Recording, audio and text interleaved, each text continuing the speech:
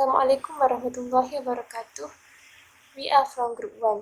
Today we are going to discuss about the treatment of asylum seeker and refugee with regard to the principle of non-refoulement in Southeast Asian countries. First of all, my name is Naba Arifong.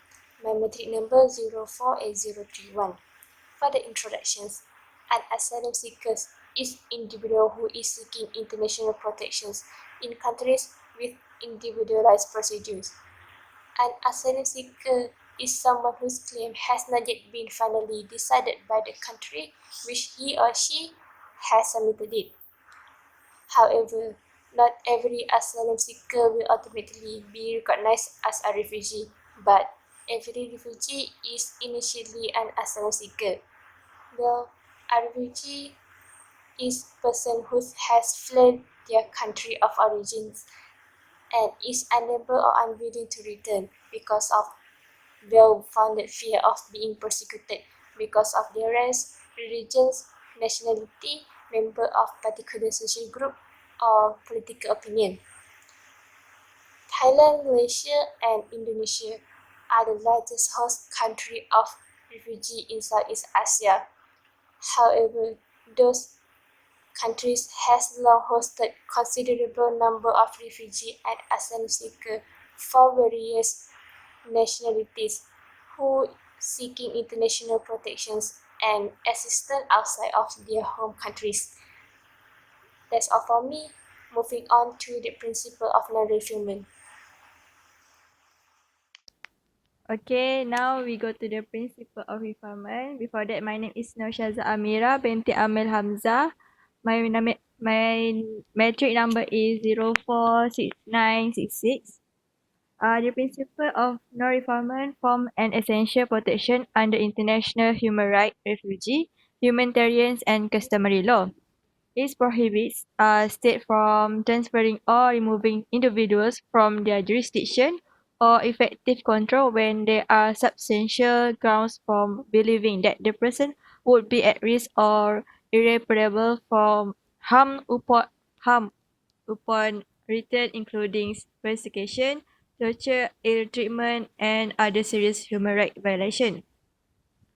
Non-refoulement is a principle that prohibition that been strengthened by the human rights law, which protect against the forced return of any person to the place where there is a risk for her or his life, or risk of torture or inhuman or degrading treatment. International law offers no individual right to asylum, instead imposing a duty on state to refrain from refoulement, which is the forced return of refugees to a place where there is persecution. Moreover, the principle of non-refoulement is now generally considered to be customary international law. Means that states are bound by the principle whether they are signed the Refugee Convention or not, or other relevant human rights treaties.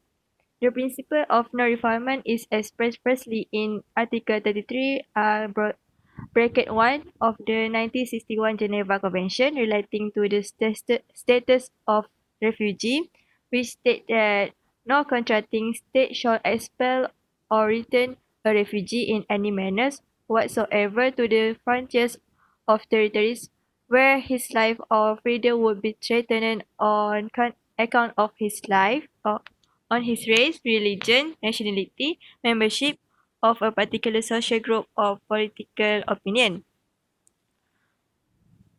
Non-refoulement principle in human rights law is guaranteed by Article 3 of Convention Against Torture (CAT), which prohibits the removal of individuals to state where there is risk where there is being subjected to torture or other inhuman or degrading treatment.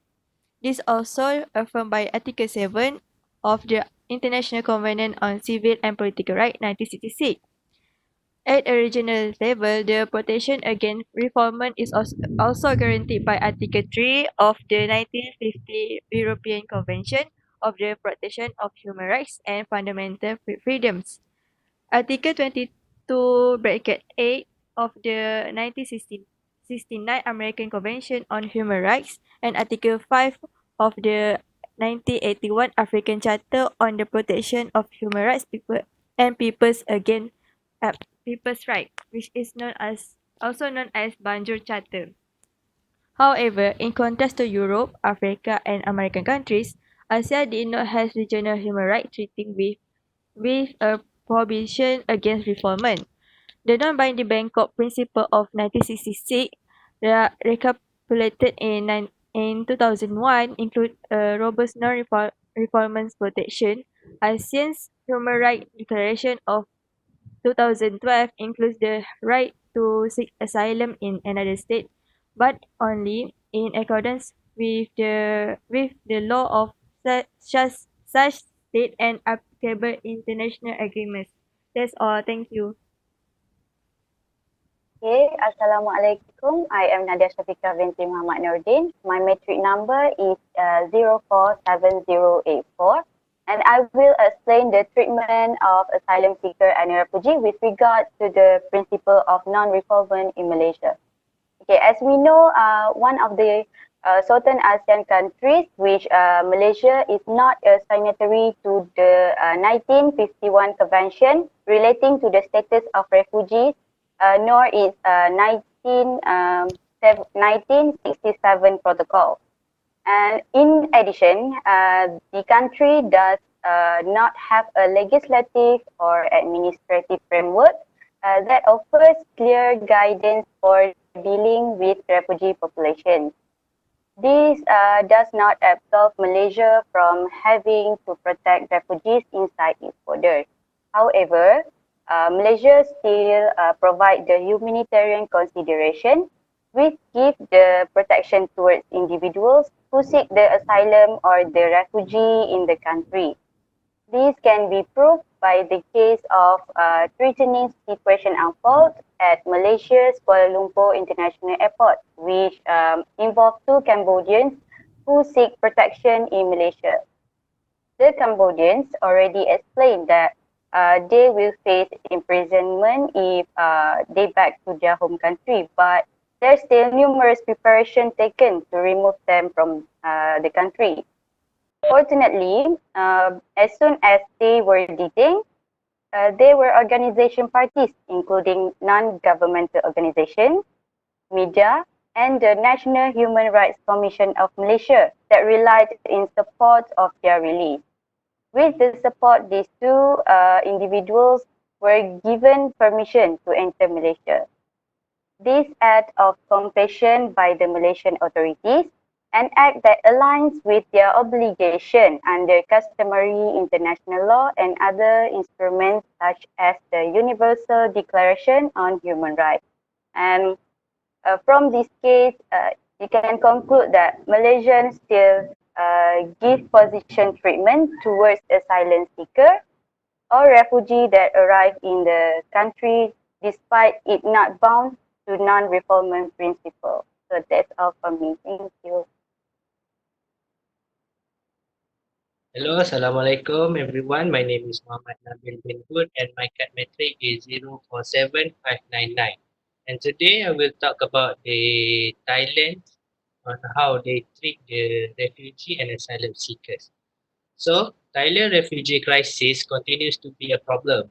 Although Thailand has been hosting refugees by humanitarian ground over the past 4 decades, Thailand is still not a state party to 1951 Refugee Convention and its 1967 Protocol, as well as does not have domestic law on asylum. Thailand continues to operate under 1979 Immigration Act, which considers asylum seekers and refugees as illegal immigrants and subject them to arbitrary arrest, detention, and deportation. While the international supports for refugee operations in Thailand have been significantly reduced over the years, the budget will not be met for 2015.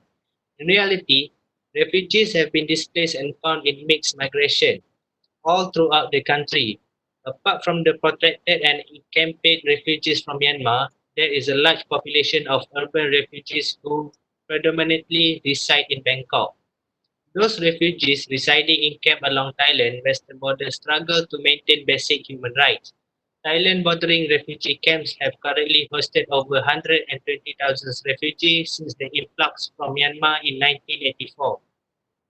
UNHCR provided records in 2015 stating that more than 120,000 Myanmar refugees still reside in the 9 border camps and additional 40,000 are not registered to the Thai authorities. A large majority of the individuals range from ethnic minorities in Myanmar of Karen and Karenni, all of whom were forced to flee due to fear of persecution by the Burmese military, atrocious human rights abuse, and the destruction of community and traditional cultures. On July 7, 2016, Thailand Prime Minister have made a new law to protect the refugee crisis and collaborate with the UNHCR. The government wanted to end the abusive practice of a refugee. This right should be guaranteed without the discrimination of religion, races, and nationality. For the refoulement, Thailand has long failed to respect the legally binding principle of non-refoulement. Under the principle of refugee convention, states are prohibited from returning an individual to country where they may face torture or other serious human rights violations. In recent years, Thai authorities have returned refugees, asylum seekers to their country back, and it is an order from foreign governments. Despite the credible risk of torture or other the human rights abuse, for example, Thailand have returned hundreds of Uyghur back to China. UNHCR have discussed with Thailand to ensure the safety of the refugee and they should not be returned to their country where they have a potential risk in torture and violation. So that's all for me. Thank you. Assalamualaikum. My name is Sabrina Azahra binti Shanul Hanif and my metric number is 047000. Okay, on the treatment of asylum seeker and refugee in regards to the principle of non-refoulement in Southeast Asian country, we can see in Indonesia in 2016, the Indonesia President Joko Widodo filled a long legal vacuum by issuing a decree that to ensure the refugee and asylum seeker not to be arbitrarily expelled or returned to their country of origin. Meanwhile, Indonesia still hasn't signed the 1951 Refugee Convention, which outlined the protection of refugees and the obligation of government to protect them. However, this doesn't set out the ways for the asylum seekers and refugees that mostly from Afghanistan and Myanmar can be also protected and settled in Indonesia through this integration program. This regulation shows a policy shift in Indonesia from security approach that pay no regards to the safety of refugee into the honors of customary international law obligation of non-refoulement or not expelling this returning refugee. Through this decree, Indonesia has codified the principle of non-refoulement into its new policy. It also has made Indonesia a pioneer among the transit countries in Southeast Asia in policy making on refugee issue, as Indonesia, Malaysia, and Thailand are the primary refugee transit countries in Southeast Asia. To this date, only Indonesia has permitted a decree on refugee, even though Indonesia is not a signatory member of this convention, but it has honored to bound the principle of non-refoulement to regards of humanitarian obligation toward refugees. So that's all. Okay, so we move to the treatment of asylum seeker in Philippines. So I'm Muhammad Azmi Nizamuddin bin Muhammad 047477. And so as we know, the recent past has also seen changes to refugee status determination, which is RSD process and practice in the region. And International Organization for Migration (IOM), UNCHR, and the Philippines government signed a memorandum of understanding and the emergency transit agreement, which allows for refugees at risk of refoulement in the country in which they are recognized to be safely transferred to the Philippines until they can be settled in a third country. So here the domestic framework in the Philippines is the Philippines acceded to the Refugee Convention and Protocol in 1981, and rights conferred on refugees and asylum seekers in the Philippines come from a number of different legal instruments. The right of refugee in the Philippines were first legally recognized in Philippine Immigration Act of 1940, and actually, and for the other regional instrument, it's like particular important to refugees in the Southeast Asia region, and those that would to assist refugees is the emergency transit agreements signed by the Philippines government and UNHCR and IOM.